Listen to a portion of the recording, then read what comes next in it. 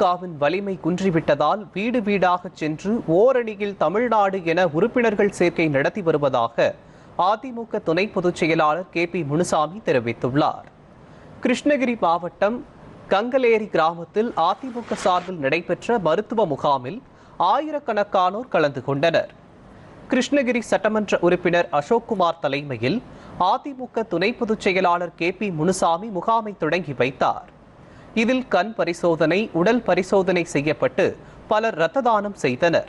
பின்னர் செய்தியாளர்களுக்கு பேட்டியளித்த KP முனுசாமி, வாழ்வாதாரத்தை இழந்த மா விவசாயிகளுக்கு ஏக்கருக்கு 30,000 நஷ்டஈடு வழங்க வேண்டும் என கோரிக்கை விடுத்தார். இந்த மாவட்டத்தில் இருக்கின்ற மா விவசாயிகள் வாழ்வாதாரத்தை இழந்திருக்கிறார்கள். அப்படி வாழ்வாதாரத்தை இழந்திருக்கின்ற அவர்களுக்கு நஷ்டஈடு வழங்க வேண்டும், ஏக்கருக்கு 30,000 ரூபாய் கொடுக்க வேண்டும் என்றெல்லாம் நாங்கள் கோரிக்கை வைத்தோம். ஆனால் ஆட்சியாளர்கள் அரசியல் செய்கிறார்கள். வேதனையாக இருக்கிறது. ஏதோ ஒரு அமைச்சர் டெல்லிக்கு செல்கிறார், அங்கே ஒரு மத்திய அமைச்சரிடத்தில் ஒரு மனு கொடுக்கிறார். அந்த மனுவை பத்திரிகைகளையும் ஊடகங்களையும் அனுப்புகிறார்கள். உடனடியாக அந்த வேளாண் துறையினுடைய உயர் அதிகாரிகளை வைத்து நாங்கள் பேசியிருக்கிறோம் என்று சொல்கிறார்கள்.